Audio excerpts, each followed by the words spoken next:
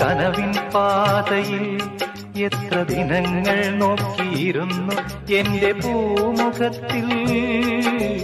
ചേക്കേറാനെത്തിയിടുന്നൊരു ചൈത്രമാസ പൈങ്കിളിയെപ്പോലെ വന്നവൾ മനസ്സിൽ പകർന്നു പ്രണയമാം തേനോലും മൊഴിയും ഓർമ്മകൾ കൂടിടും ഈ നിമിഷം ധന്യം ഏതോ